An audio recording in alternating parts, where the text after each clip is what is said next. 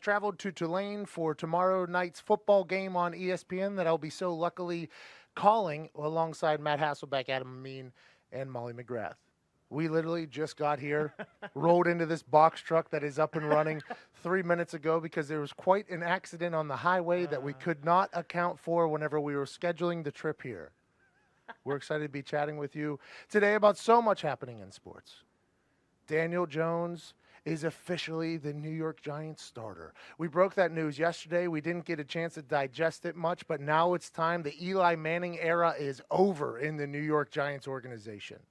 Also, Dak Prescott and Jerry Jones negotiations have been put on hold, I've been told, and we could have predicted this just a couple days ago because Jerry Jones is one of the best negotiators in history. There's no way in hell he's going to negotiate a deal after Dak Prescott just played his best 2 games he's ever played as a football player.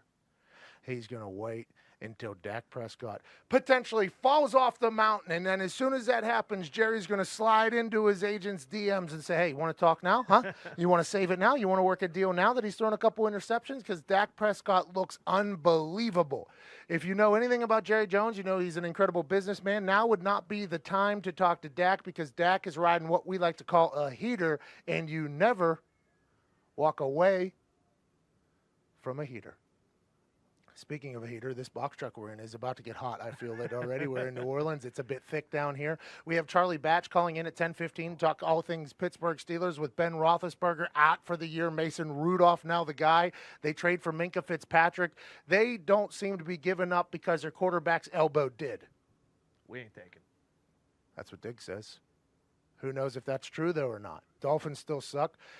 Charlie Batch also in the locker room when Barry Sanders decided to retire. We'll talk about that, especially with the Andrew Luck quick retirement thing. I can't wait to hear his take on that. Dana Holgorsen used to be the coach for WVU for a while, place I went to. He left in two bads is a bit much, but he left in not great terms with West Virginia. He'll be joining us at 11:15. He's the coach of Houston. I can't wait to chat with him because, by the way, when I left West Virginia, it wasn't great terms either. I mean, I got like 27 death threats or something. Mostly my fault. I would assume Dana would say it's mostly his fault as well. Can't wait to chat at 11:15. Also, all other things happening in the world. You can call us. We won't be able to answer it. So other than that, let's have an incredible Wednesday. Foxy, play some Chase Rise.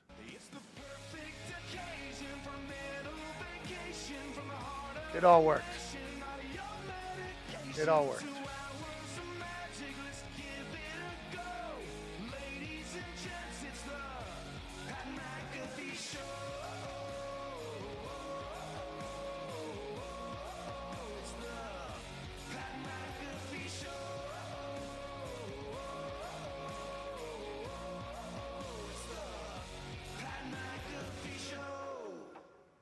I can't believe everything is working currently. I cannot believe it. Incredible work by old Petro, our English friend who built the studio back in Indianapolis, traveled down here to New Orleans to fix the box truck up. We got here late, but it doesn't matter. Anthony DeGilio, Diggs is joining me here. Zito is on the graphics. He also has a live mic that is tiny. I can't wait to hear from him. Foxy and Ty, we can't wait to chat with you today. This Dak Prescott, Jerry Jones thing is very interesting to me. Because Jerry Jones, whenever he was talking to Joe Buck on that show, I think it's called, I don't know, it's like Unfiltered. Or something like that. Dan Patrick is now the host of it. It was on the Access Network. It was a lot of guests where Joe Buck, it was like an intimate conversation in front of a small theater. And I got a chance to watch and listen to Jerry Jones talk on there. It was at 2 a.m. I was watching it. It was late night. I was probably either coming down from being intoxicated or going up to being high, something like that. I couldn't sleep. And Joe Buck talked to Jerry Jones about him going all in with the Dallas Cowboys and how he was originally in the oil field, but then he went all in with the Dallas Cowboys. And he made his entire gamble on the Dallas Cowboys. And he basically said, there's people, if it's a par 5 and they're about 270 out and there might be a little bit of water up there near the green, and they're hitting their second shot where they might want to lay up so they can go in and maybe chip in or birdie. Not me. I drive for the green every fornicating time. That was his exact words. Every fornicating time. Well, granted, not his exact words because he didn't have the FCC regulating him there. But I learned a lot about Jerry Jones there. And then once I got a chance to play in the league and I got to survive through the CBA, through the lockout, you kind of learn quickly that Jerry Jones is the guy that's pulling the strings for a lot of the decisions that are being made in the NFL. Him and Robert Kraft are basically the two guys on the other side of the CBA. Won the CBA, by the way, against the NFLPA. And when you learn about all these things that Jerry Jones does, I mean, let alone the kneeling before the national anthem, I mean, Jerry Jones is always trying to outsmart everybody. That's just why Jerry Jones has his own deal separate from the other 31 teams. That's why Jerry Jones paid for the Jerry World out of his own pocket so he didn't have to hear what anybody else had to say. Listen, we're going to take care of our fans, and I'm not going to take a single one of their dollars because if we start doing bad, I don't want to hear a bleep from any fan. We didn't use a single tax dollar. Everybody can get off my ass. Jerry Jones is always working things in the proper fashion, it feels like. Always. In this Dak Prescott situation, there's no way he could have expected that Dak would somehow become an elite quarterback in the offseason. Much like Lamar Jackson, Dak Prescott somehow became an elite quarterback. And they're like, well, you're going to negotiate with him? No way. Now is not the time. Everybody's seen Pawn Stars. Whenever things are hot, it's not the time to negotiate it. You're going to wait and see if Dak Prescott can get cold.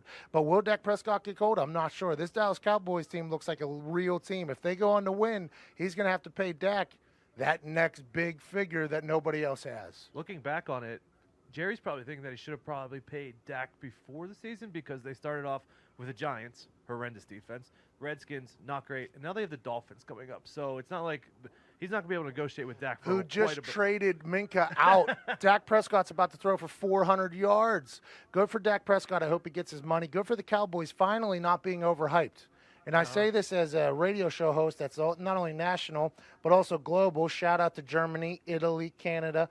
Mostly a lot of military people watching and listening. We appreciate your service. I don't know if I'm allowed to do that without Todd here.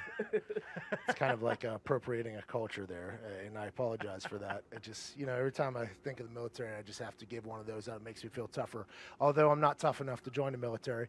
I don't have enough gutsack to do what you all do, so I appreciate the women and men that join and watch all around the world.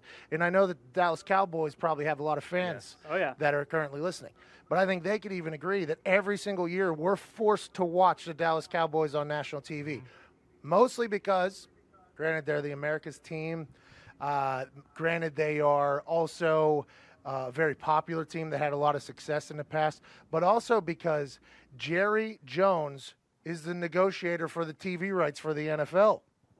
So if Jerry Jones doesn't appreciate what you're doing as a network, Jerry Jones potentially can just pull the NFL off of your network. So everybody has to kind of, tickle the Ty Schmidt is literally talking in a corner about not being able to hear something. I mean, this is a magical scene. But Jerry Jones is the guy that's the lead negotiator for the TV rights. So the Dallas Cowboys are always going to be on national TV. For those, I mean, if you have your hand in a cookie jar, you're going to get the most cookies. And that's kind of the way this is all works. So we're always forced to watch Dallas. It's like Notre Dame. We're forced to watch Notre Dame because of their incredible national TV deal they negotiated. We're forced to watch these teams. And every year it's like, these teams, I want you guys to be good because I love the game of football and I'm forced to watch you. But every single year, you guys stink. You guys are bad at football. And then this year, it feels like the Dallas Cowboys are not overhyped. It feels like they're an actually good football team. Good for us as a brand new radio show. Good for America who's forced to watch them, but also good for the Dallas Cowboys for finally being almost back, it feels like. Yeah, you can almost guarantee that at 4:25 on Sunday that that Joe Buck and Troy Aikman are going to be calling a Cowboys game.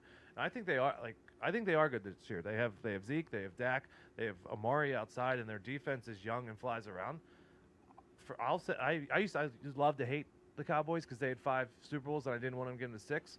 Now that the Patriots have 6, I'm fine with it. But I think they have a real shot to get there. I like their team a lot.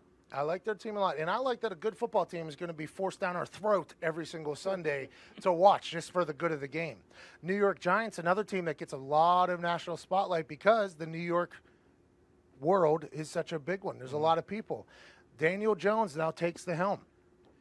What a feeling it has to be for Daniel Jones when you get drafted the hate that comes with it. Everybody hated the pick. Everybody made fun of him. What do you do? You're going to take this nerd from Duke who couldn't win at Duke over Dwayne Haskins, who's making people pay to go to his draft party? You're going to take this guy who couldn't win a damn game over a guy that won a bunch of games in the Big Ten? You're going to take this guy that came from Peyton Manning's coaching tree, basically, over Dwayne Haskins that came from the Urban Meyer coaching tree? And everybody's like, yeah, that's a bad decision. Then Daniel Jones put his little nerdy head down and worked.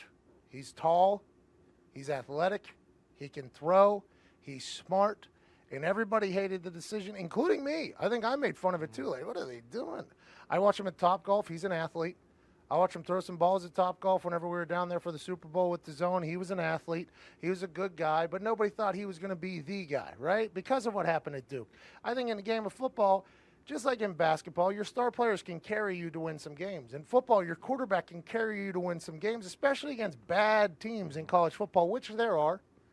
I mean, now that I'm diving into the world a little bit more, there's some terrible football teams. Oh, yeah. I think there's a chance I could throw for probably 4,000 or 5,000 yards in college football if I had to. But Daniel Jones showed up at the New York Giants facility knowing that it was Eli Manning's team, coming from Eli Manning's quarterback coach. So he probably knew the lay of the land with the Mannings. What can you say? What can't you say? How do you talk to the Mannings? What do you do here? Probably went to Manning Passing Academy. He learned a lot of stuff and just stayed quiet, and then whammy. Now it's his time. It's a whole new world when you wake up as a starting quarterback in the NFL. Now everybody's looking at you. Hey, whenever we used to do this with this play, what do you want to do now? And you're just this young kid in the team meeting that has to step up and say, I would rather we do this instead of this. And if there's even just a little bit of hesitancy in your voice, if they sense any fear at all, everybody's going to be like, he's a fraud, he's fake. And instead, it feels like the entire team is rallying behind him. Darius Butler was on Get Up a couple days ago. I think it was August 29th. He said, I want to see Daniel Jones now. He said, this team is going to stink. If I'm a young football player, I want to see Daniel Jones now. I want to know if we have our guy for the future. Saquon Barkley, he wants to know that his years aren't being wasted right now, that there's a young guy that can command an offense and play in the NFL. Who knows if he can? Couldn't do it at Duke, right? Couldn't win at Duke. Yeah, not really. But I would assume at Duke, with that level of education, you're going to lose some athleticism around you. Nobody I know got accepted into Duke to play football, right? Nobody I know that's pretty good at football got accepted into Duke, including me. I think they even sent me a letter.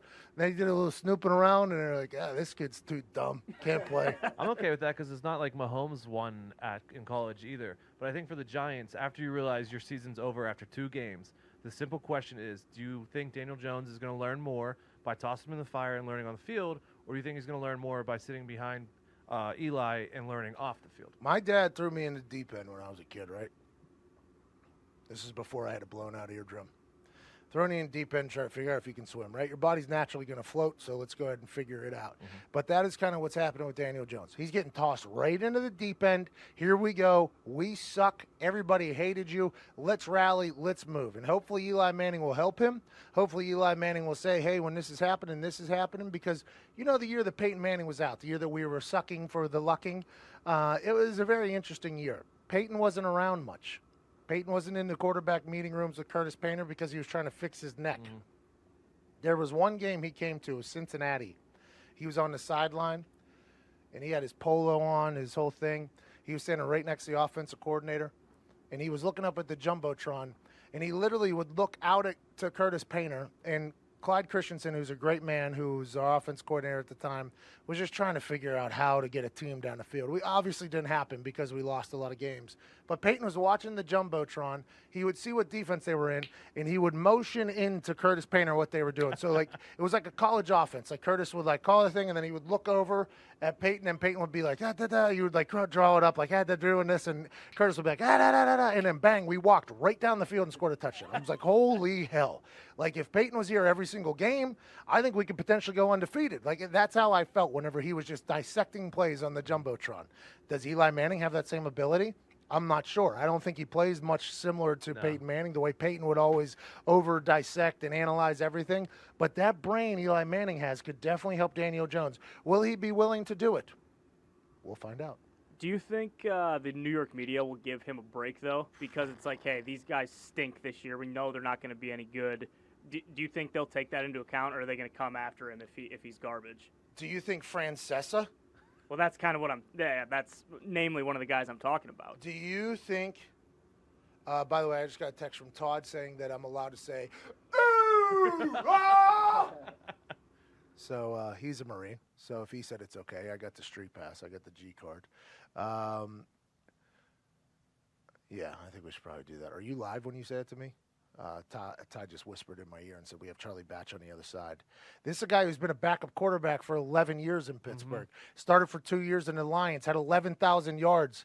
I don't know who plays the music here. We got to get to a break. We don't have music. We don't have music to the break yet.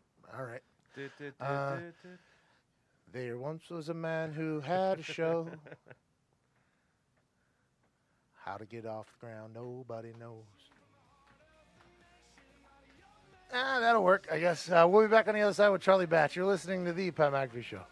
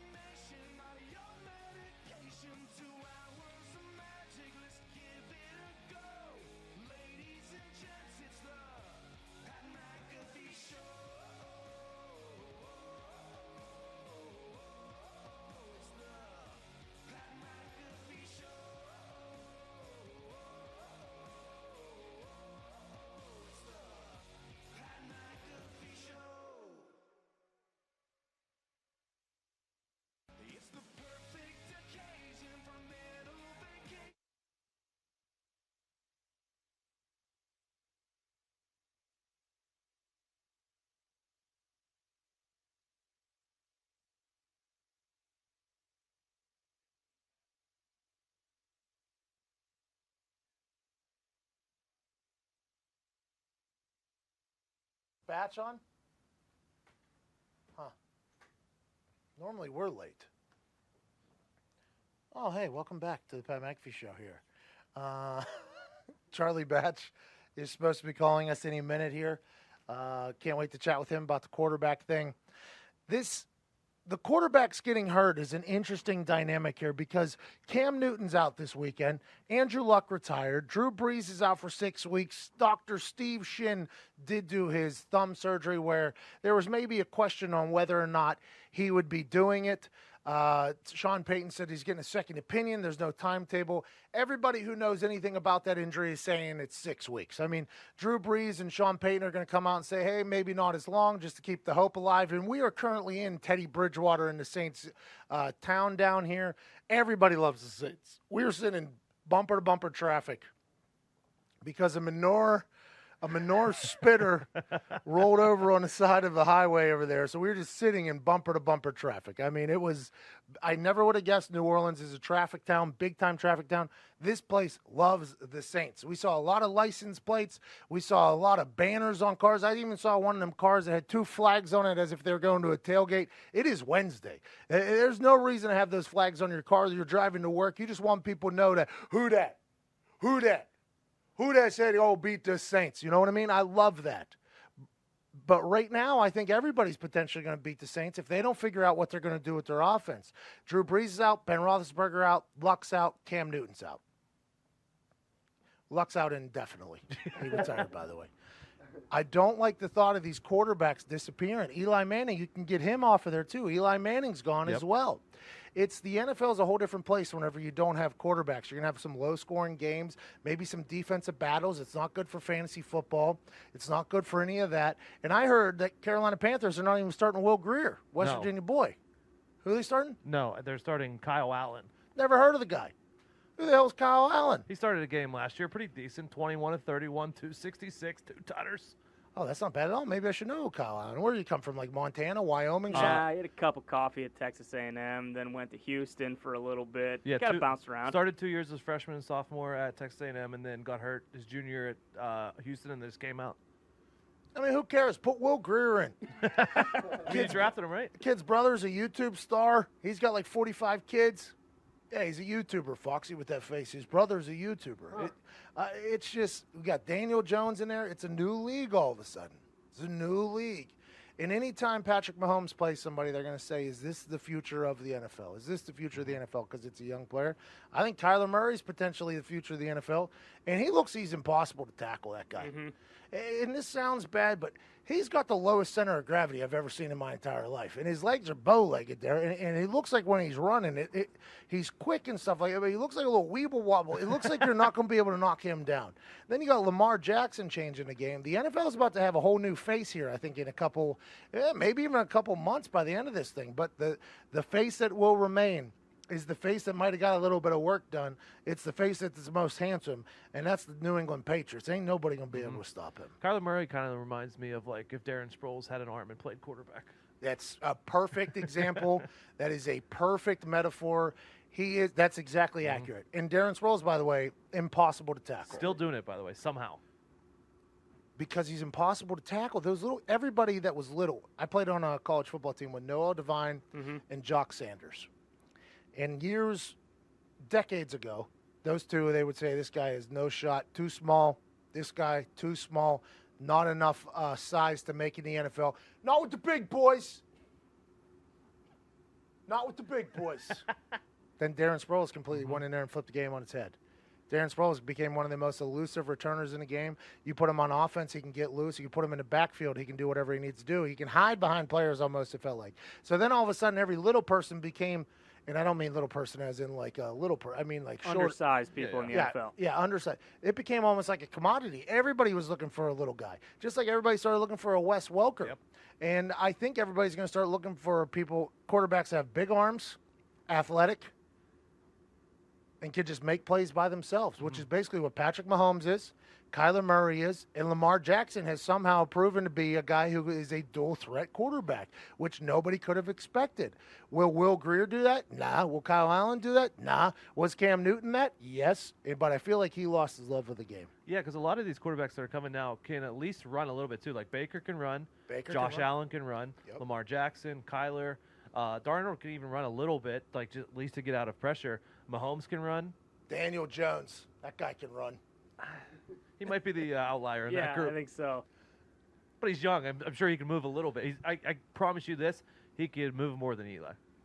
The Mannings aren't known for their mobility, man, huh? Eli was pretty much just a statue with a noodle arm back there towards the end.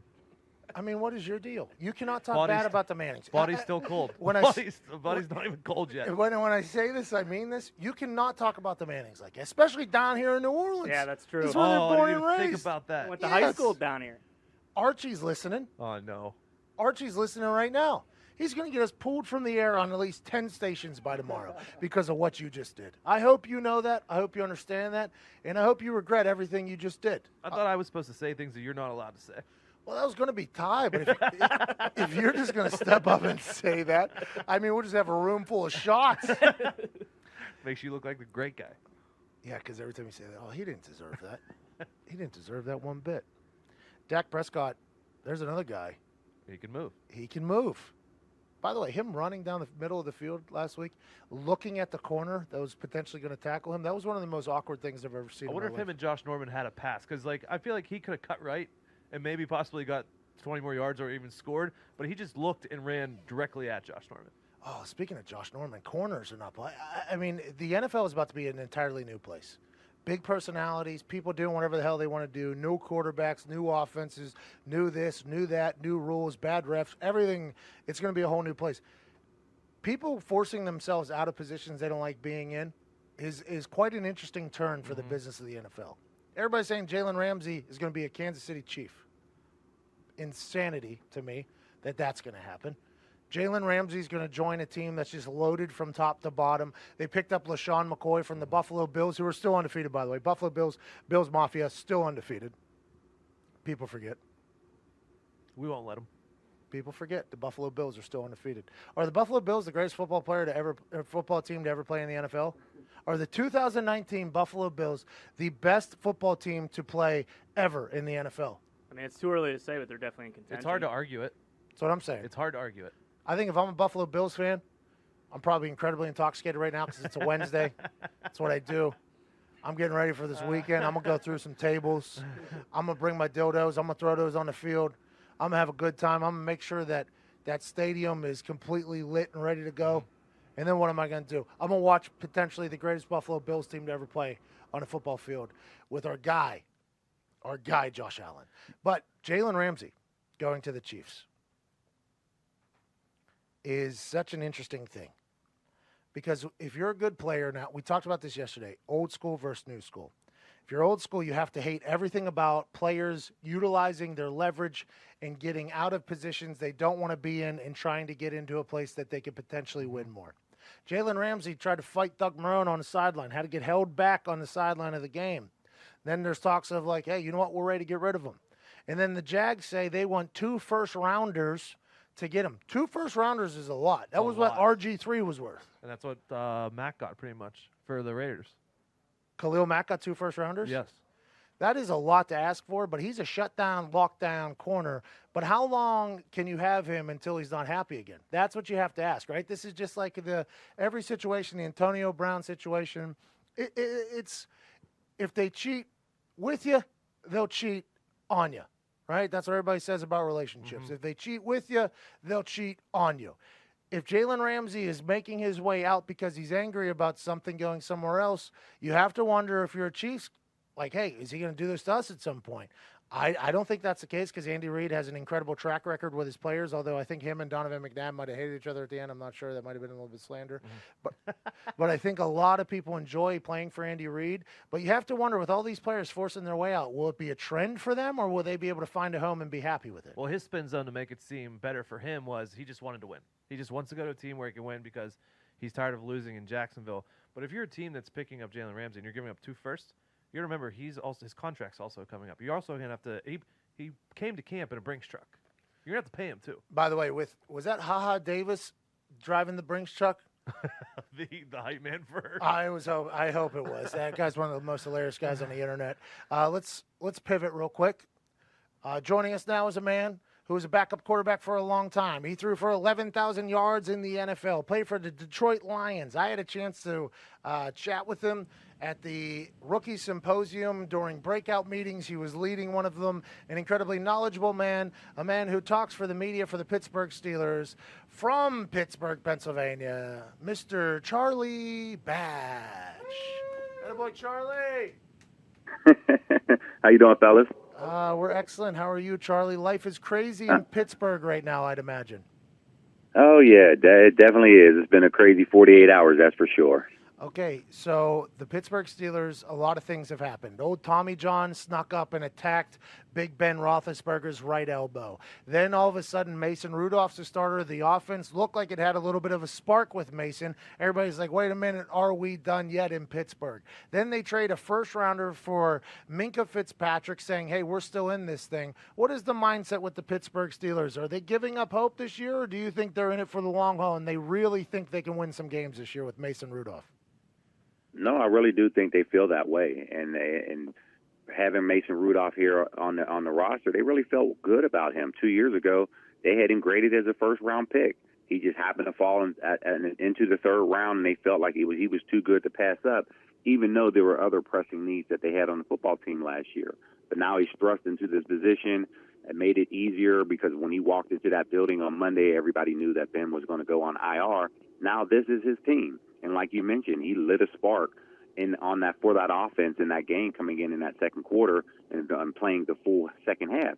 Stats would have been probably about a 123 rating if that Dante Moncrief holds on to the football and he doesn't result in a interception. So they really feel good as far as where he's at. Will he make mistakes? Yeah, absolutely. Essentially, he is a rookie. This is his second game that he's going to now participate in as he gets ready for the 49ers. So it's going to be interesting to see how he prepares this week. A lot of people are saying Big Ben never steps on the field if Tommy Maddox doesn't get hurt in basically the same fashion. Is this a long-term thing, or do you think Ben Roethlisberger and the Pittsburgh Steelers are expecting Ben Rowan-Gardner to come back stronger than ever after the Tommy John surgery? Well, I think talking to all the doctors, I'm pretty sure that they feel pretty good about the surgery and him coming back stronger in the off season. The good part with Ben, you have the surgery now. He doesn't have to pick up a football till April, May, until OTAs start up next spring. So I think that's a good part for him. That question remains. You just don't know how he's going to respond because I don't think there's a comparable surgery out there. I know that people were talking about Jake Malone or Delhomme from Carolina. I think that's how you pronounce his last name. Delhomme. So, they were trying to compare it to that type of surgery, but I think it may be a little bit more severe. So, we'll see and follow and monitor what his progress looks like. But you know how this game is, Pat. You're the veteran guy. You're older. Yes, they did extend his contract this year, so he feels pretty good that way. But here you are possibly watching your replacement. If he goes out there and balls out, man, now there's going to be a lot of questions coming into next year whether he is the quarterback of the future. If it doesn't plan out for Mason Rudolph, yeah, you have been in the bullpen to come back in, but that now, what does next year's quarterback class look like? You don't have a first rounder because you just traded it away to Miami for Fitzpatrick. So there are a lot of questions that are lingering around Pittsburgh. You were a backup for a long time, also an incredible starter for the Detroit Lions. But you were a backup for a long time, and every time you came on the field, I feel like every Yinzer I know thought that the team had a real chance. Does the city of Pittsburgh think that the Steelers have a chance right now with Mason Rudolph, or is everybody kind of like, we got rid of Antonio Brown, we got rid of Lev, now Ben's elbow decides to quit, everything's in shambles, or do you think there's a real feeling of, you know what, next man up, Mason Rudolph's going to be able to do this? Well, I think they felt good about his performance last week. They said, okay, wow, we didn't expect that. But I think the lingering question remains because nobody has ever seen this before because he is essentially a rookie. Can he now do it consistently? And he has 14 games to prove that, and that starts this week on the road in a tough environment in San Francisco. So I think we're all kind of scratching our heads. Everybody's we'll all learn this together. Can Mason play? All indications that I've seen throughout training camp, he really has picked up the offense. And I think he gets to that point of now, can he now continue to execute and do this on the road. So I think we're all going to figure that question out in the next 60 minutes when it happens on Sunday. Excited to see Mason Rudolph. Excited to see what the Steelers do. The Yinzers, they've been through a lot these last couple years, a lot of drama. It was like Real Housewives of Pittsburgh there for a while in the Steelers locker room. Let's move on. This is an incredible thing. We were looking up the Charlie Batch on the internet earlier, and it was said that you were in the locker room when Barry Sanders decided to retire. Right. Andrew Luck retired here, came out of nowhere, and Barry Sanders' name is still mentioned all the time about retirements that popped up out of nowhere. Did you guys know that was coming? What was the initial reaction, and what was Barry like as a dude? Yeah, I think whenever Barry was phenomenal. I mean, probably the most humblest person I've been around other than Troy Polamalu, and those two are very similar that way when it comes to just their personalities. But nobody knew what was expected. You know, here I was now entering into my second year. I thought, man, it was pretty cool playing with Barry my rookie year. I'm going to have him over the next couple of years. He wasn't there during the OTAs, having conversations with him. We had no idea that he was going to retire. And then all of a sudden, on the eve of training camp, he decides that he was going to fax his retirement letter into Wichita, Kansas, into the hometown newspaper. So we were all caught off guard. We're sitting there, we're scrambling, and then the coaches are trying to figure out who we could trade for because we needed a running back. So it just really caught everybody off guard. It changed the whole offensive game plan. We ended up trading for Greg Hill, who was with the Chiefs, and he played with the Rams prior to it. And it was just tough because now you're trying to get him up to speed. Everybody kind of wrote us off. But for us, we were able to rally. We got off to a 6-2 start. We beat the hot Rams team, who eventually won the Super Bowl at the midway point. So it was just something that you had to kind of rally around each other. And I think that's what's happening now in Indianapolis whenever the retirement happened with Andrew Luck. Kind of similar situations. He didn't practice in the offseason, and then all of a sudden you have Brissett that's sitting there with those reps. And when you get the word, man, you just got to go and play. And hopefully things work out with him up there in Indianapolis. And, of course, it was a great plan with Barry Sanders for 1 year. Yeah, it's crazy how the league is because every week there's a new headline. Every week something new happens, something new's mind blown. The NFL does a great job controlling the narrative all year round. The Andrew Luck story is basically already done being talked about. Nobody's even talking about it anymore. But Barry Sanders' name is one that is just a constant in the NFL. Let's switch names. The Manning family is one that is always chatted about. For whatever reason, they're really good at football, won a lot of Super Bowls. Eli Manning has now been benched for the New York Giants. Daniel Jones, young quarterback going in there. Is that an awkward move, you think? Is it a weird quarterback room right now for Daniel Jones, knowing that it's his team now, or do you think everything is going to be laissez-faire? Let's go for it.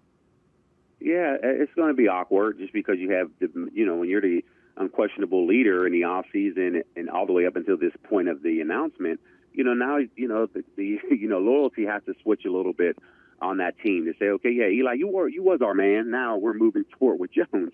So it's just awkward, and it just kind of reminds me of my rookie year when I was with Detroit. Scott Mitchell started the first two games. He ultimately got benched in week 3, and I was preparing to get ready for Minnesota on the road. And you're kind of trying to now mold and figure out what your career is being shaped like.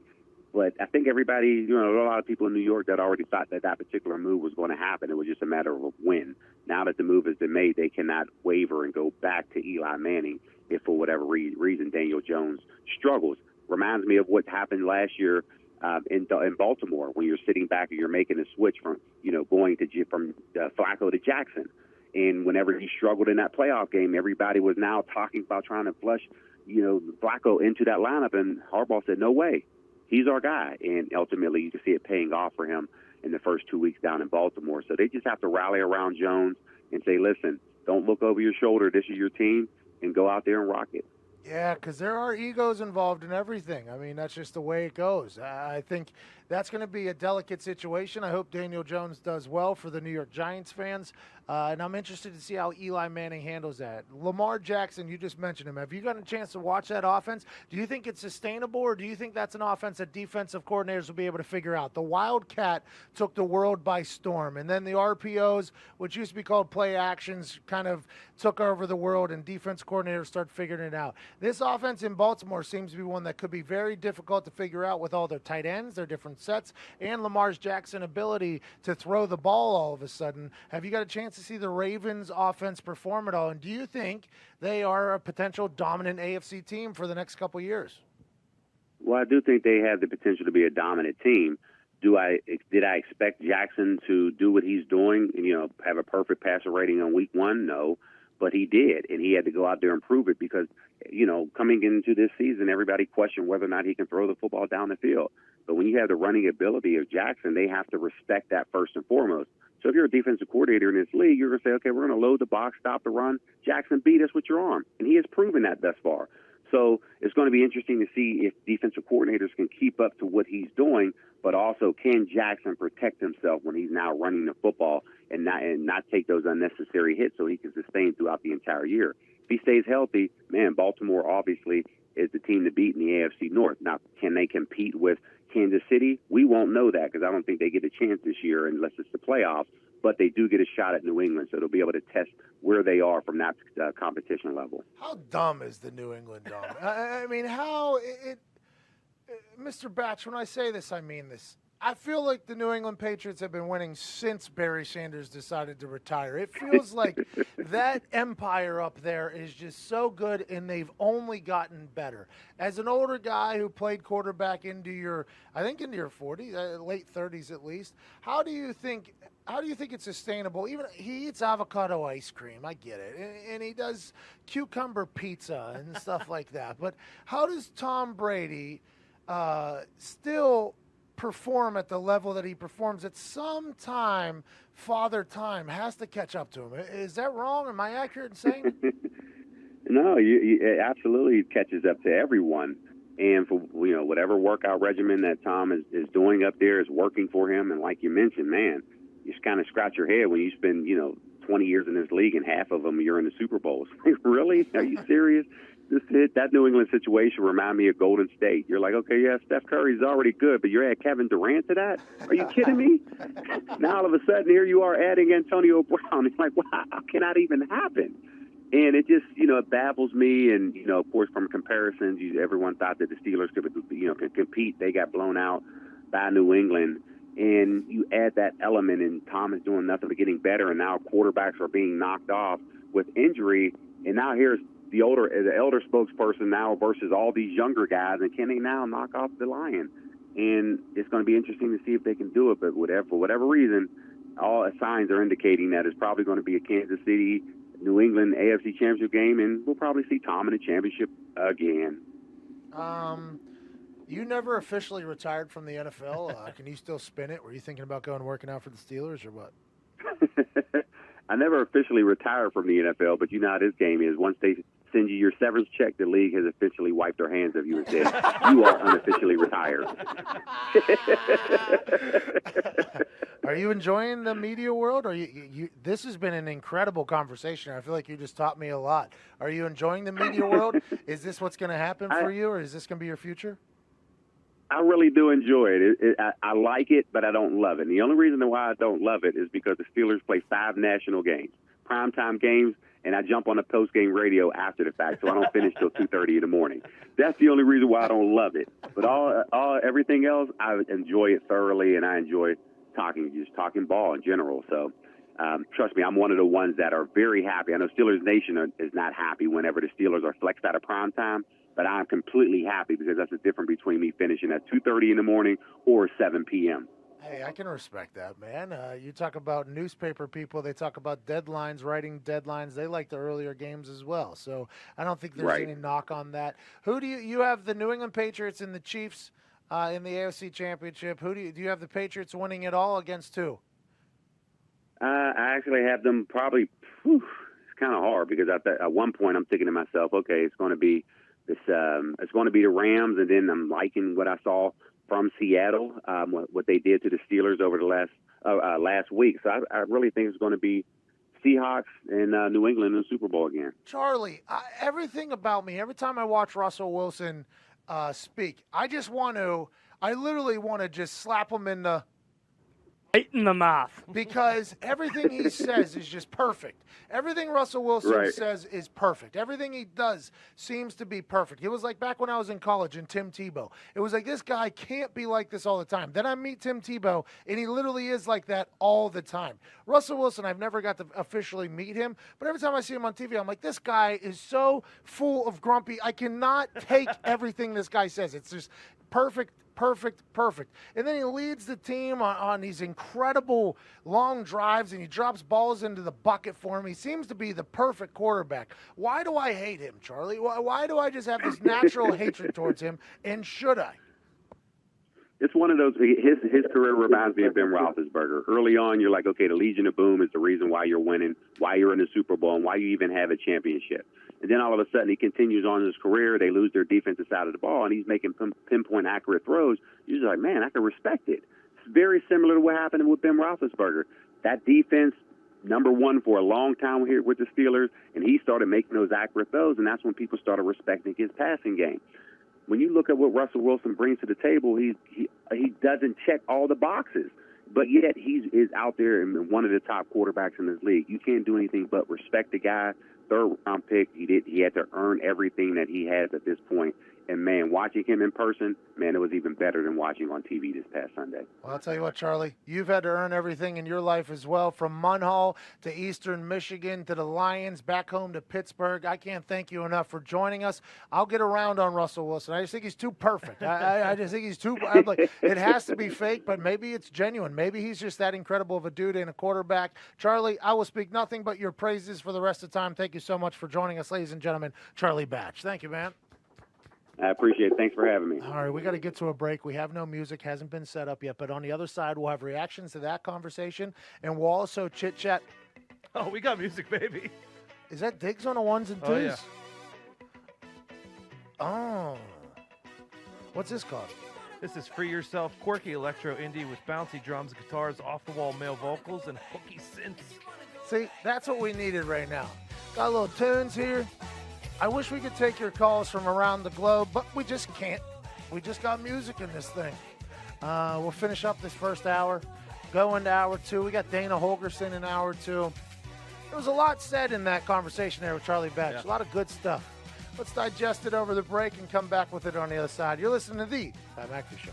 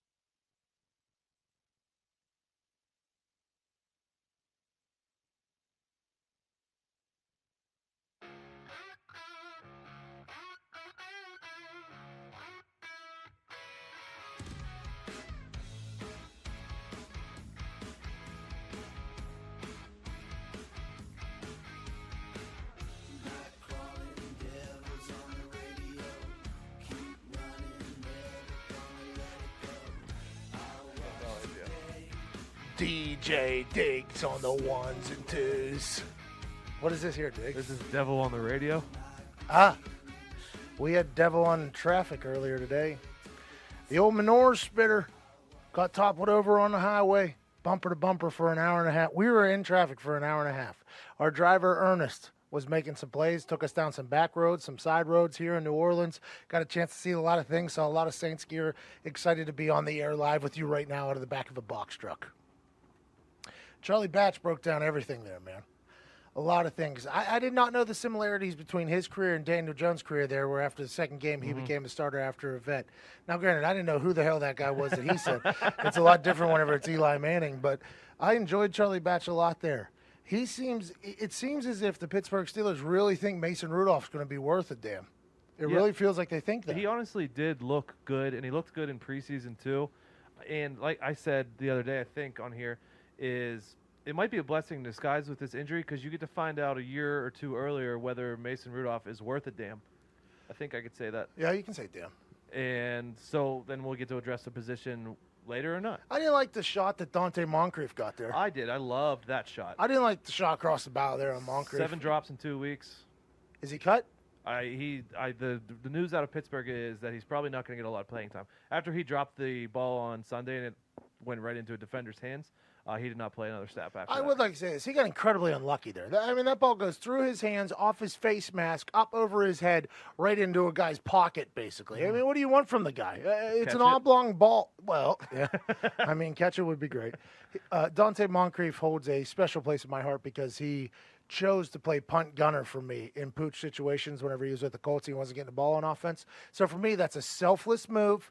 That's a guy that wants to get better, but boy, it's been a rough start for him. Been a rough start for a lot of people, though. Just as many teams that are undefeated, there's a lot of teams that are completely defeated out there. Will the Dolphins maintain this suckness all the way through to get the number 1 pick? And what will they do with the number 1 pick? A lot of people automatically assume that they're going to be able to do right with the number 1 pick. Who knows? What if Tua doesn't work out? What if Tua doesn't want to play? What if Tua's like, you know what? I'm going to go back to the hot tub at Alabama and play another year. I saw something on the internet yesterday.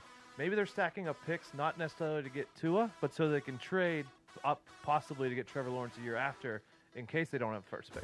The number 1 pick is very vital because you can trade that thing. Hour 1 is done. We'll be back on the other side. You're listening to the Pat McAfee Show.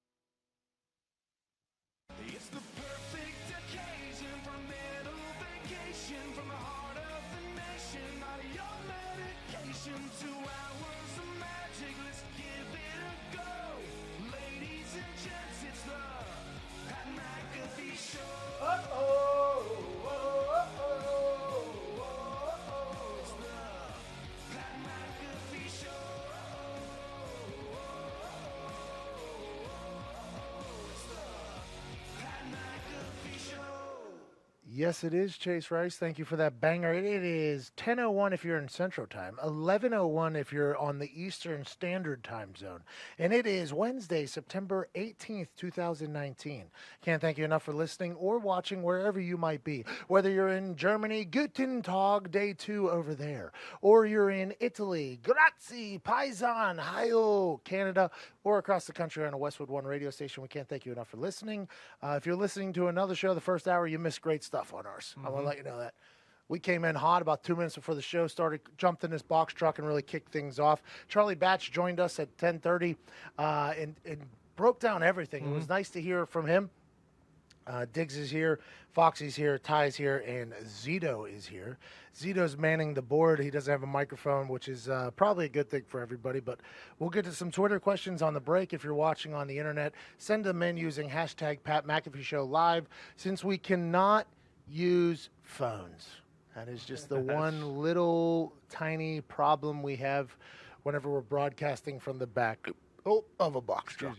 I just burped right in my face there. I apologize for that. Ty, how's it going back there? Pretty good. I'll tell you what, it is a little toasty back here. Despite it's heating up in here.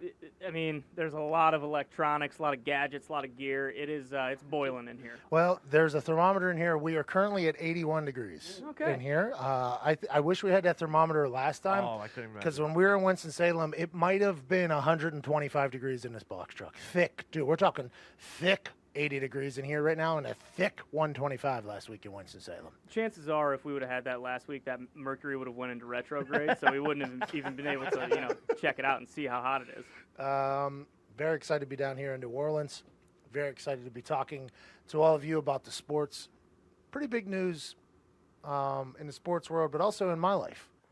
Adam Vinatieri has told the media and everybody that wanted him to retire to go ahead, walk down a hallway, turn a left into a room, shut the door to the room, light some incense, turn on a television, sit down on a couch, and go fornicate yourself. I'm not retiring. I'm back, baby.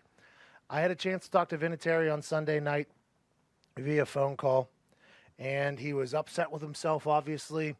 He was in a state of mind where he felt as if he was letting down his teammates, which is something he's always said. As long as I continue to be an asset, I'm going to keep kicking. As soon as I become a liability, I will no longer do this. That's been his mindset for the last, it seems like 15 years of his 24-year run right now. He was flustered. He was upset with himself. And Stephen Holder put out a tweet that said something along the lines of, my conversation with Adam Vinatieri was, hey, can we talk to you? We'll talk tomorrow. You guys are off tomorrow. But you'll see me, Vinny says. So Stephen Holder basically alluded in that tweet, whether he meant to or not, that Vinatieri was going to have a press conference on Monday afterwards, and the entire internet went a buzz about a potential retirement coming. And it all started just from that tweet. Just from that one tweet, everybody started talking. I don't think Vinatieri had that in his mind until maybe he landed, because he doesn't have an iPhone. He's an old man. He has an Android. He didn't even know what was happening on the internet, I don't think, on the flight home. Plus, they had to delay their flight home because some paperwork wasn't signed in Nashville to get off the air, I guess, for the airport. So I don't think he even knew that the internet was talking about him retiring until he landed back in Indianapolis, where one of his kids probably texted him and was like, hey, is there something we need to know about? Talking to him, though, it was obvious that he didn't want to. It was obvious that he was upset. It was one of these things, whenever you get so old in the tooth like that, any downtime, people are asking, okay, is it time for you to retire? Like if Tom Brady has a bad game, they'll even say, like, hey, is Tom Brady washed up? Is this the final days for Tom Brady? And it's just one of those things that happen when you get older. Vinatieri hasn't had this slump, though, in so long. Vinatieri hasn't had these moments where he doesn't perform well, so these questions haven't been asked. And I talked to Vinny, and I let him know, like, hey, you're old, man. These are the type of things that happen with the media. They want to drum up stories. You're the greatest of all time for a reason, so whenever you have this type of situation, they're automatically going to assume that it could potentially be an option. But anybody that knows Adam Vinatieri knows this. And Vinatieri, if you're watching, please know this. You're the most competitive human I've ever been around. You've told me on numerous occasions that if we were to be playing checkers against each other, because I don't play chess, I like to think about right now. I want to make a move now. I don't care about what's happening down the road. Probably going to bite me in the butt sometime in my life, but it doesn't happen yet. You would flip the checkers board before you'd end up losing. You're the type of guy who wants to work out with 22-year-olds in the weight room still, even though you're almost 60 and wearing Depends.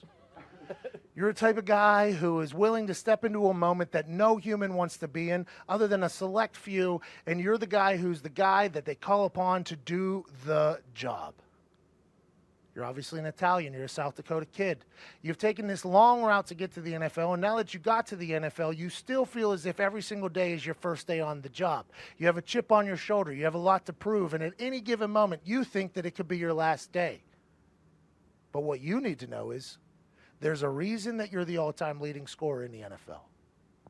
There's a reason you've been able to be at the peak of a profession for so long, even though that profession isn't always respected by people outside of the sport, even though that profession isn't talked about as one that's incredibly difficult. You've been able to be at the top of your game for 20-plus years, and there's a reason, because you're the mentally toughest human I've ever been around. You're the most talented human I've ever been around. And even at your age and your greatness, you might have some questions. He said to the media he has some demons he has to get out. It can happen to anybody. I'm sure Tiger Woods at one point during his run, he had a little something inside his head that was telling him you're not good enough anymore. You're not a guy that can make that putt. I think Vinatieri, even though he's the greatest of all time, first ballot Hall of Famer, no questions asked. When you say the NFL, the name Vinatieri is synonymous with it.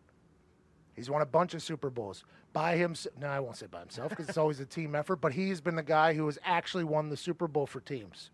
And even he can let a little doubt creep in. And if that doubt is still creeping in, Adam Vinatieri, I want you to know this. Get it out. Get it out of there. Have a nice conversation with yourself. Maybe, and I mean this 100% in certainty, look right in the mirror and stare at that handsome Italian and let him know you're a bad mother who don't take no crap from nobody. Chris Ballard, Frank Reich, everybody's on his side, including all of the Indianapolis Colts fans. There might be some media people that want to run him out of town, but this is just another little obstacle, another little hurdle that Adam Vinatieri will be able to figure out. Watching his film from Sunday, I got a chance to watch it. His left knee, he wasn't able to plant it as firm. He wasn't able to extend as much, which is a pretty valuable thing whenever you're kicking field goals. I think he'll work on that this week, and if I was a fantasy player, which I'm not, because I don't have enough time and I don't fully understand it. Those who do it, I respect and I appreciate. I don't do it. I would have Adam Vinatieri starting on my team because he's going to come back, bounce back in a big way. That's what Adam Vinatieri does. You know it. I know it. And I think the Colts know it, and Vinny knows it, that he's going to bounce back. So them bringing in 6 kickers, is that just for them to save face on the off chance that things continue to go this way? So Vinny? the last time they did this, Vinatieri had a groin issue. It was last year, I believe. I got a chance to go watch him play, actually, and in warm-ups I was watching him kick. And I said, is Vinatieri hurt? Had they come out and said Vinatieri's hurt? And everybody's like, nope. They haven't said a single word about him being hurt. Lo and behold, after the game, they said Vinatieri is struggling with a groin issue. So they thought about sitting him out for a game. This was right before he got the points record. He sat in the training room when their new facility the Colts built immediately after I left, which is very nice of them too. Their training room, though, is right next to their workout facility and their practice facility. He sat there and he watched other kickers try to compete for his job. He told me on my show, while watching them, he thought to himself, ain't none of these dudes going to take my job. And that goes back to the thought of Vinatieri whenever he was young, competing for a job against a bar brother, that he thought my job is my job, and any given day, somebody could take it. That's why every day he shows up to work. He's a guy that still kicks in practice. He's a guy that still puts in the reps when he could definitely walk into a meeting and say, hey, listen, I'm not kicking until Sunday. Everybody can eat a He could say that. He chooses not to do that. I think Chris Ballard bringing in these 6 kickers, I'm assuming it was right in line with the same time that Vinatieri was doing his treatment. Vinatieri was sitting there watching it, double doink Cody Parkey come through, Elliott Fry, Young Hung Woo came through. There was a bunch of kickers that tried out. I think this only motivates Vinatieri more, but also I think it's the Colts doing their due diligence that if Vinatieri still struggles somehow, you have to have a backup plan. It's the NFL. It's the way it is. But I don't think anybody in that building is hoping that they have to do that, and I think it's a nice piece of motivation for Adam Vinatieri. I also think that it's pretty admirable that he can get to the point where he feels like, all right, I'm not helping the team out, like I got to step away, because I mean, obviously you would know more than any of us, but I'm sure there are plenty of guys on NFL rosters who are kind of in that same position, but they'll gladly still just grab a paycheck as long as they can before it's over. Yeah, a lot of people hang on for dear life until they can kind of bleed it dry. I think that when I talked to him, that was the biggest sense I got from him is he was just so disappointed in himself for letting down his team. I think he said, hey, we got a great team right now. We got a new quarterback that needs to win games to get some confidence under him. We got a lot of things going on. It's a whole new era, and I'm holding them back was his thought. You know, he didn't say I'm holding them back, but he basically was saying I'm letting them down. I think that was his biggest regret of Sunday in the way he's been kicking, but also that'll be his biggest motivator. Never again will Adam Vinatieri's name be associated with bringing something down. It'll only be associated with bringing things up, and I think that's why you look for a big-time bounce back for Adam Vinatieri. I mean, we need him to stick around strictly because he's one of the last great paisans in the league. Not a lot of Italians doing a lot of things. You got Jimmy Garoppolo over there. Back page Jimmy, yeah. What was that? Back page Jimmy? That's what I like to call him. Backpage has been kicked off the internet. I don't think it's a real thing anymore. Well, Jimmy went and found his porn star on the back page, so. Oh, because you're saying she was a... She wasn't the front page. Jeez, Diggs. I'm just saying she's I mean, now Diggs is taking shots at adult film stars. She's probably a 3-star.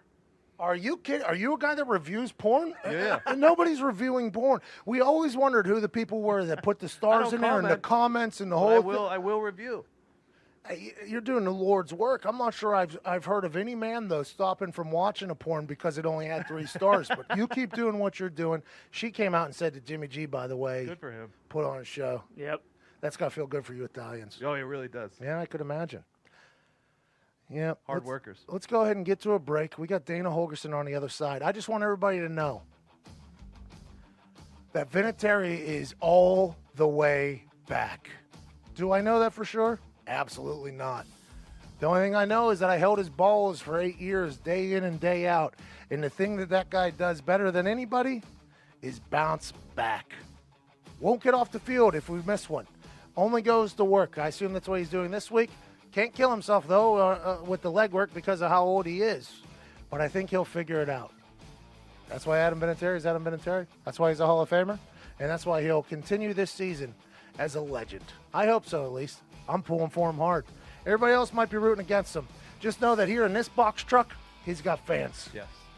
I wish we had fans. It's 85 degrees, and on the other side, we got Dana Holgorsen. You're listening to the Pat McAfee Show.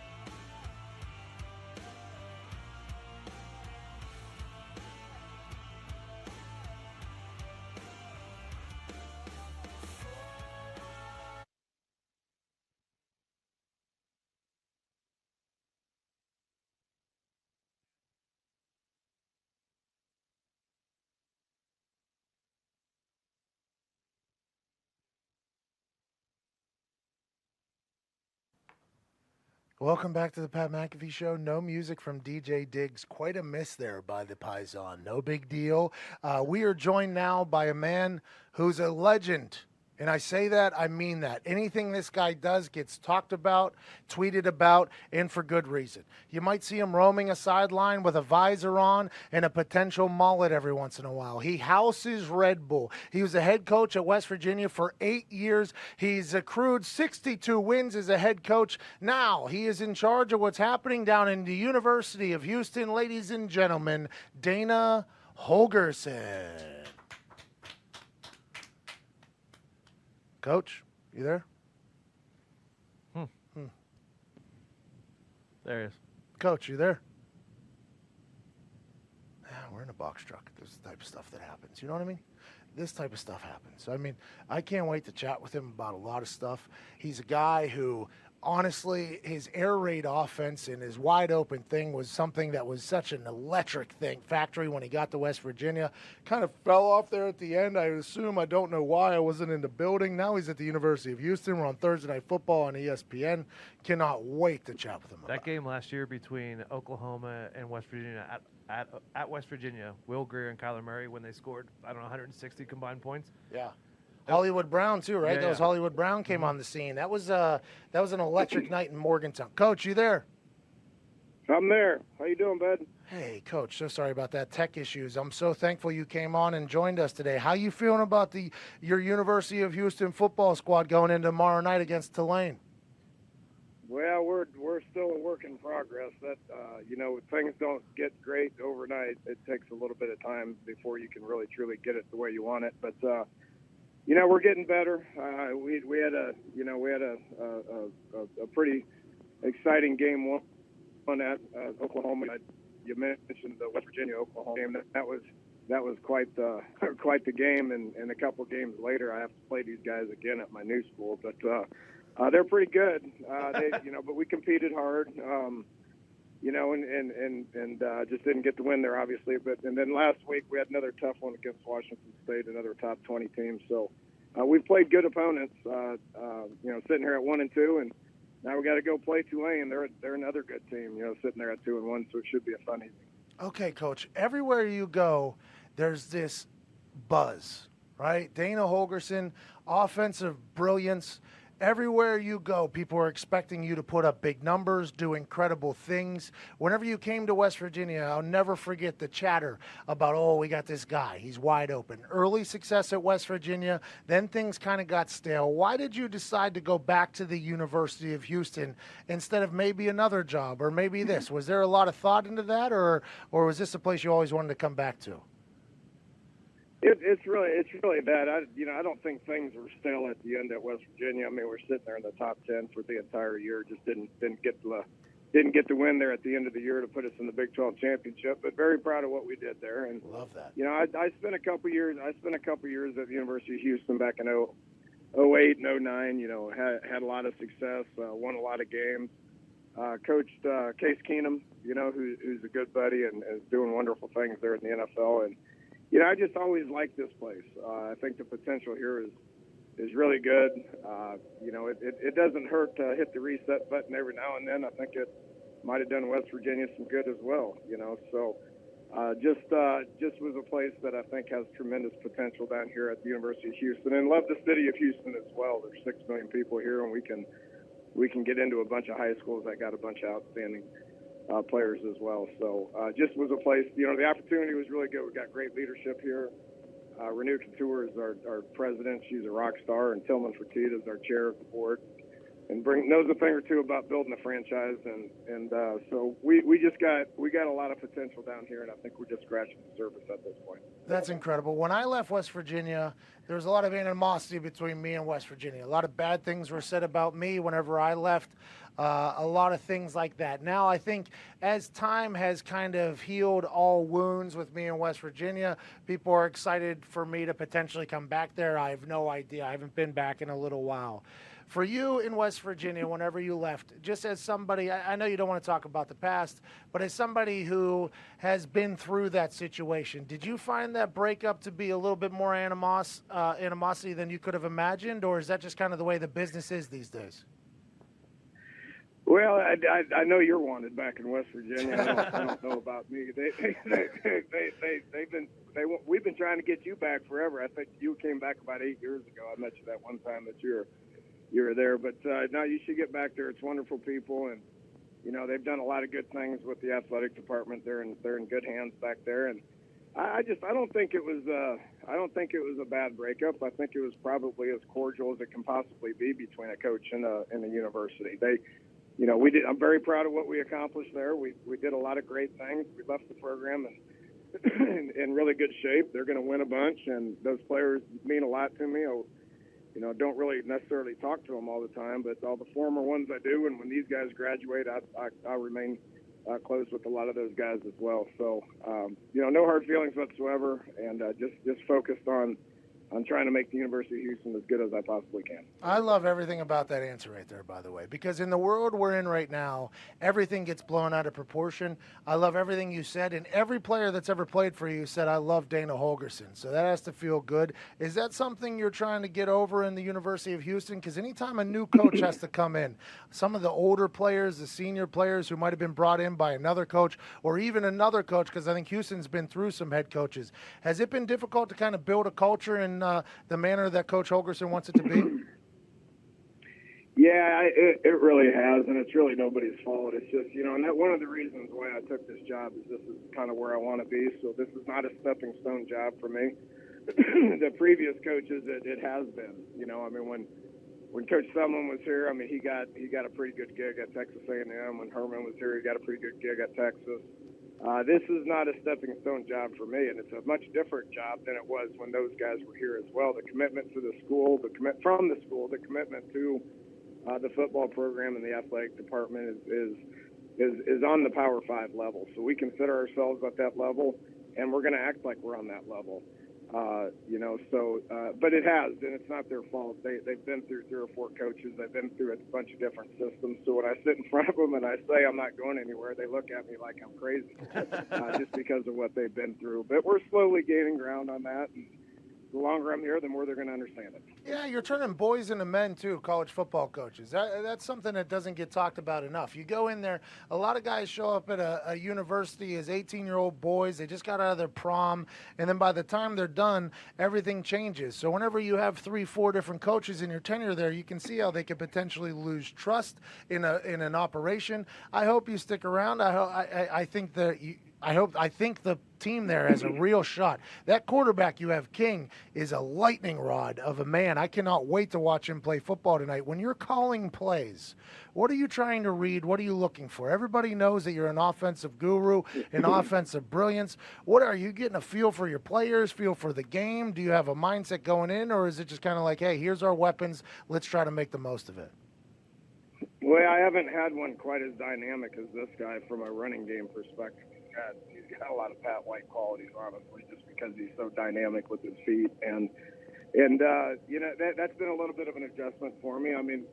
We're trying to run the ball a good bit. We got some really good running backs, Kyle Porter and Patrick Carr, guys, big time players, and then you got Derek back there as well. So we're trying to be as physical as we can up front and establish that running game, and then let the passing game take care of itself.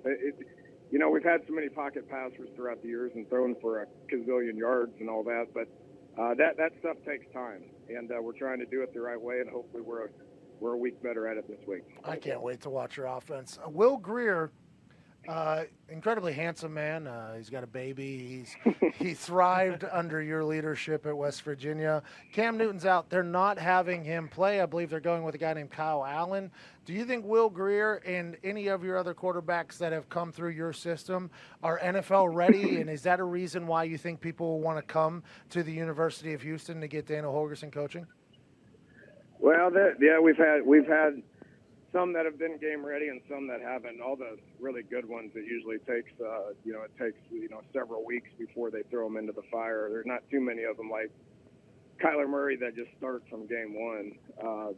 So it takes a little bit of time. Kyle Allen is actually, we competed against him. He was at Texas A&M. He beat us in the bowl game. Then he transferred to the University of Houston, was here for a couple of years. He's a really good player. And I just think guys like Will's going to have a ton of success in the NFL. And he can handle about anything that's thrown at him. It just takes a little bit of time to get the feet underneath him and learn the playbook and all that good stuff. And you really don't want to play him too early because they can lose confidence and and the team can lose confidence in him as well. So the more time they can take before they got to throw him into the fire, I think is better. Okay, last question here before we give you time. I know you got a big game tomorrow night, a lot going on. You probably have to travel down here to New Orleans. By the way, bad traffic down here. You'll probably have a police escort. We almost missed the entire show because we're stuck in traffic. We're flying right into the airport, so Yeah. we're like staying right at the airport, so it should be okay. That's smarter than what we chose to do. Obviously, you've been around a long time. A lot gets made of how you house Red Bulls. I mean, you just plow through them. Why hasn't Red Bull offered you a deal yet? And when did that start? And do you enjoy the thought that you're an energy drink supplier or an energy drink drinker for a lot of people in their minds? Well, I just housed one a minute ago. I'm gonna probably get another one before I go into the weight room. We get a little weight room session here with the guys. No, I'm not lifting, but we'll kind of just bring some energy and then go out to the practice field and get a little workout in here on Fast Friday, and then get on an airplane and go. So there's it's all up to the universities. At my previous spot, we were a Coke outfit, so they didn't like the fact that I was drinking a lot of Red Bulls. And then here at the University of Houston, it's kind of in negotiations, so we'll see where it goes. You should be. I mean, they should jump all over that. Coach, I can't wait to see you. I can't wait to watch the University of Houston tomorrow night and call your game. I appreciate what you brought. A lot of success to West Virginia. I know it ended potentially with them having a negative feeling towards you. I think time will heal all wounds. Can't wait to see what you do with the University of Houston. And thanks for joining us, boss. Awesome, man. Pat, I appreciate you having me on. We'll see you here tonight. You got it, boss. Have a good one. Hey, All right. See you. when I say this, I mean this. I got a chance to meet Dana that one night. I didn't go back to West Virginia a lot. Mm-hmm. I mean, it's hard to go back to a place where you get 27 death threats, and then anytime you talk about them, you get somebody to tweet you like, oh, yeah, but if you would have made those 2 kicks, we're national champs. It's like, all right, you know what?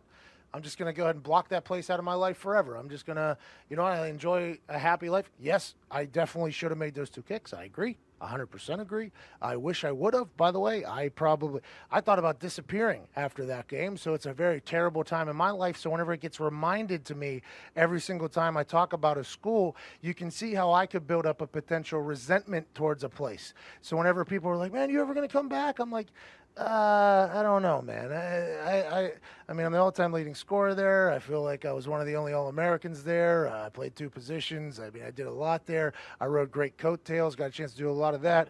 But there are some people that are big diehard West Virginia fans who live and die with the West Virginia Mountaineers because there's no professional teams in West Virginia. So I completely respect and appreciate that. But whenever I left, it wasn't like it was like a hero's parade on the way out. It was actually the complete opposite. Like, couldn't wait for me to get out of there almost. So time has kind of healed all wounds. I cannot wait to get back to Morgantown at some point. We call a WVU game down at Baylor on Halloween. I'm sure Morgantown will be outrageous, although we won't be there. But I think the same thing will happen with Dana. It's just kind of the way it is. It's happening with Rich Rod right now. People are talking good about Rich Rod at Morgantown. It's kind of just, and he literally just got up and bailed. I mean, he literally just got up and bailed. And in a press conference after the game, he could have helped me out a little bit instead of burying me. But, I mean, that's neither here nor there. But I think if he builds something special in here, that'll be his memory or legacy. And I think West Virginia people will be like, you know what? Neil Brown was the guy we wanted anyway. So it could be a win-win. The culture difference has to be a lot for Dana. Going from West Virginia, Morgantown, West Virginia, where not a lot of people live, to Houston, where he referenced 6 million people live.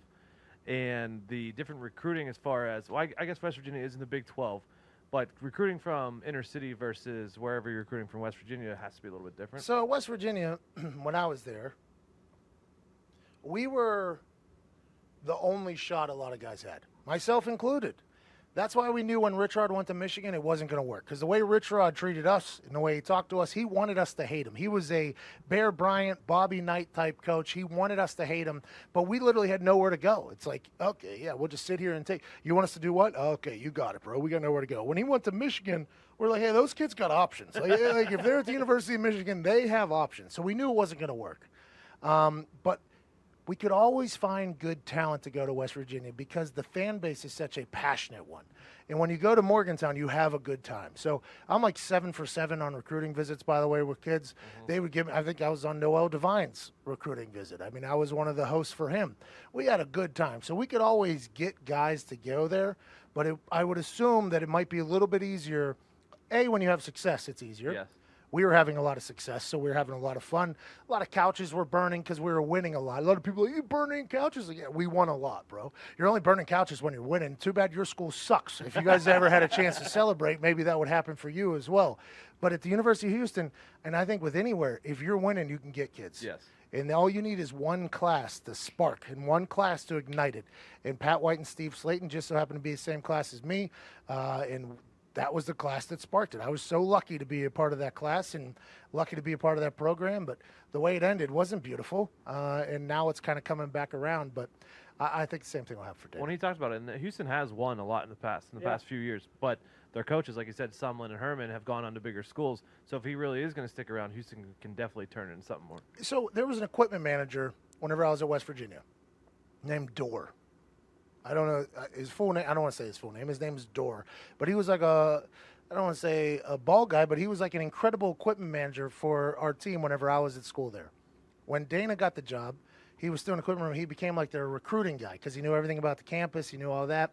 He became the recruiting guy for Dana. And he did send me messages a lot like, hey, why don't you come back? Why don't you come do this? And it was always on me. I was like, I don't know.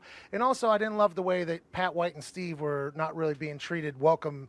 They kind of took their banners down. They weren't really having banners because Pat White and Steve kind of built that place. So I kind of had an indifferent feel about him. Dorr told me that he traveled with Dana down to Houston. He said Dana plans on staying here. Like he wanted to come here. This is the place he wants to stay at. And whenever you're talking to a group of kids, just 18, 19 years old, that's why it's hard for me as an analyst whenever I hear other people just burying these kids. Like, these are kids, man. Like, when I was in college, I didn't know left from right. Granted, I went out too much. I got $40,000 in student loans just to party with my teammates. But it's hard to do that. So when you go stand in front of a team, and the last 2 or 3 coaches have all been like, hey, we're in this for the long haul. We're going to build something special. And then you buy in, you go bust your ass in the weight room. You go bust your ass in conditioning. You go do everything you can. And then whammy, the guy's gone. It's like the next guy comes in, same story. We're going to do this. And then he leaves. It's hard for older classmen, the upperclassmen, to buy in, I assume, to Dana. So that's going to be tough for him for the first couple of years until he gets his guys in there. And if he's in it for the long haul, I'll be excited to see what they turn University of Houston in. That city of Houston loves football. Those Houston Texans fans are incredibly loud and incredibly passionate. Who knows what he's going to be able to do. Let's get to a break. I have to run and take a leak, which is across a parking lot, through a building, down the hall, on the left. Hopefully we'll make that happen. We'll come back on the other side with a new segment, Stooge of the Week by Ty Schmidt. Stooge of the Week. Ty Schmidt. Can't wait to hear that. We'll lead off with that. Tweet us your questions at hashtag Pat McAfee Show Live. We'll answer those during the break on Twitter, on DAZN, worldwide. We can't thank you enough. You're listening to the Pat McAfee Show.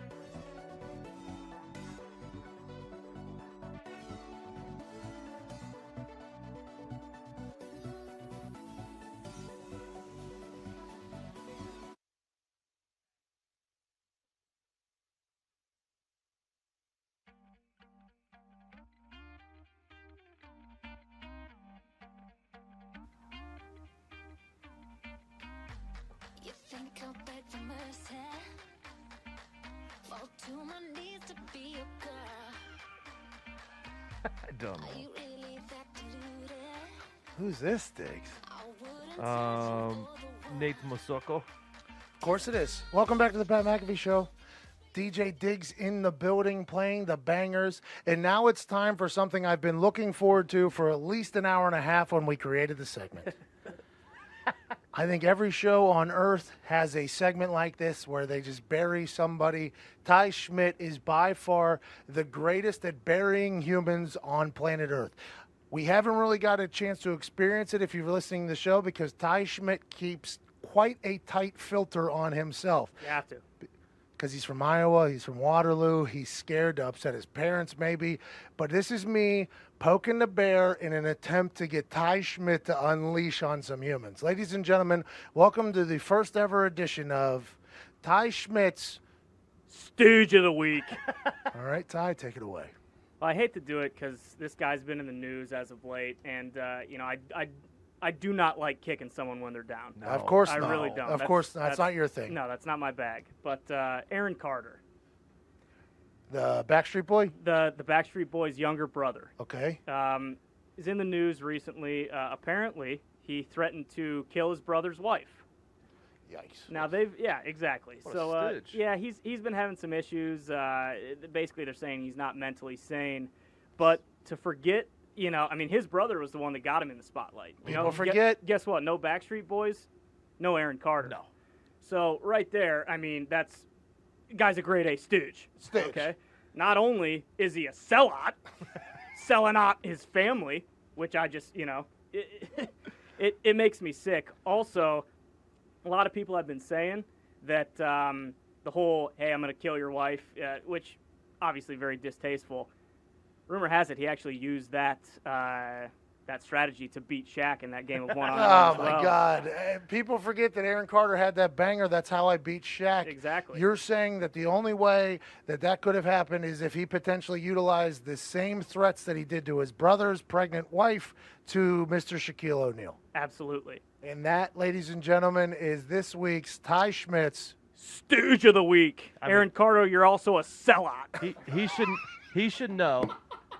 Just like Ashley Simpson, Drew Lachey, the Jackson 4, the other Jackson 4, you take your 15 minutes and you stay in your lane. You don't come at the breadwinner of the family. No, know where your bread is buttered. Stop being a stooge. Stop being a sellout, and get back to making hits. That's some real-world news, by the way, for you listening for Sports Talk here. I'm just learning of this news now as well. I am excited to hear this. Aaron Carter, I had no idea he was still alive. Turns out he is trying to take other people's life. That's insanity. Yeah, there's also the possibility that's only like 60% accurate. We didn't have the greatest Wi-Fi on the plane coming in, so I kind of had to do a little crack research. It doesn't matter. What did we learn today on the show, boys? We learned that Charlie Batch is incredible on the microphone. Yes, we did. We learned that Daniel Jones has the chance to be great as long as he doesn't have to look over his shoulder at Eli Manning chomping at the bits to get back on the field. I think that is a big deal. We also learned today that I feel Adam Vinatieri is about to be back better than ever. Dana Holgorsen talked to us about the University of Houston being his forever home and trying to build a program there. I told him that the same thing happened to me that happened to him whenever he left West Virginia. Time will heal all wounds.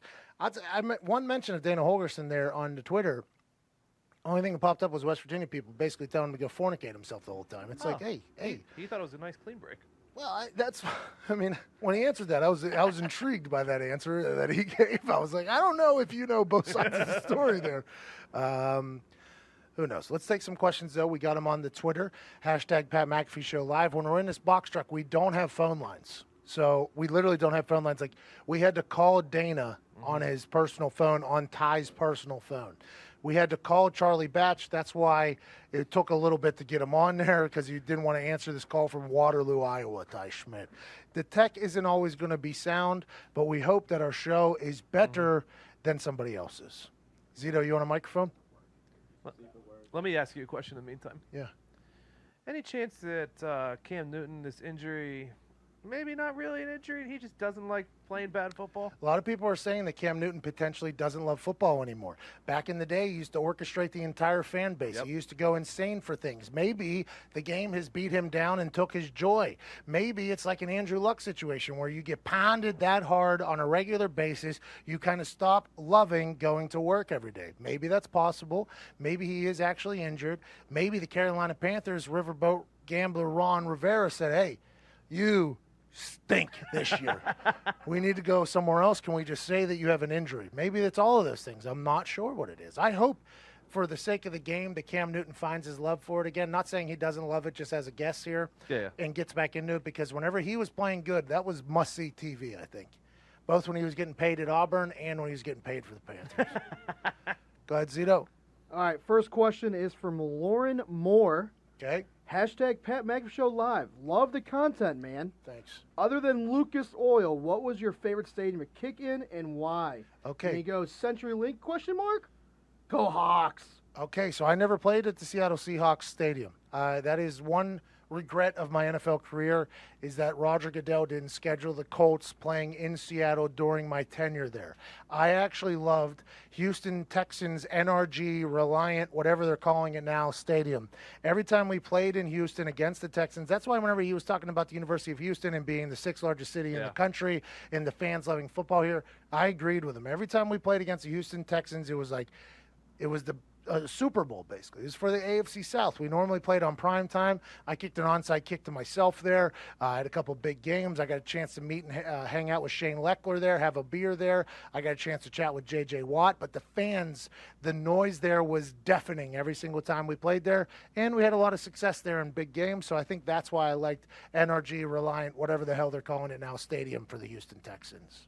Lucas Oil, by the way. Beautiful stadium. So quiet, though. Very, very quiet. It is a very quiet stadium. It's a very comfortable stadium. I think it's because it's so nice. It's so comfortable. Now, granted, there hasn't been a lot of things to really lose your mind for if you're a Colts fan here in recent memory. But the fan base can play an integral part in a game. And I know this gets said a lot, home field advantage, but it's a real thing. If the crowd is loud, the defensive ends for your team get a better jump on the ball than the tackles, therefore getting an advantage on potentially sacking the quarterback. So back in the day when Robert Mathis and Dwight Freeney were wide open on the other side, on either side, they used to be able to get a good jump on the tackles because Lucas Oil Stadium would be able to pick up the noise just a little bit. But if that place could have been like NRG or Reliance Stadium, I'm thinking Dwight Freeney maybe has 4,000 sacks, and it doesn't matter if somebody defrauded him out in Los Angeles, which is what happened. I think Robert Mathis is a first ballot Hall of Famer guaranteed if that crowd's a little bit louder on a regular basis. But I don't think it was built for noise. I think it was built for comfort, which it is. It's a great place to go to a game. People are very, very friendly. It's Hoosier hospitality. Everyone's, oh, they booed Andrew Luck. Well, this is a couple years now where they've been lied to, and there was only like 300 people booing that just got so happening. It's a very nice group of humans. It's a very nice stadium. It's a beautiful place to watch a game, but it's not exactly loud. I like the loud places. I like places that are loud. I like the chirping.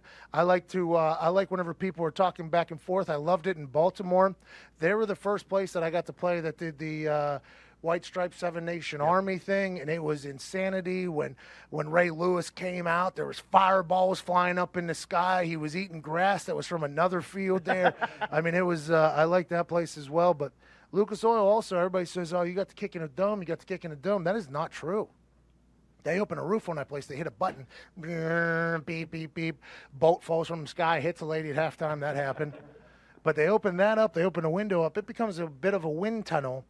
So my only thing I would say about Lucas Oil Stadium is it's not as loud as it could be. I wish it was a little bit louder for the sake of defensive ends being able to get a jump on the ball. But other than that, Lucas is a beautiful place. So is Houston. So is Baltimore. How often has that been said? That Baltimore's a nice place? Beautiful place. Not very often.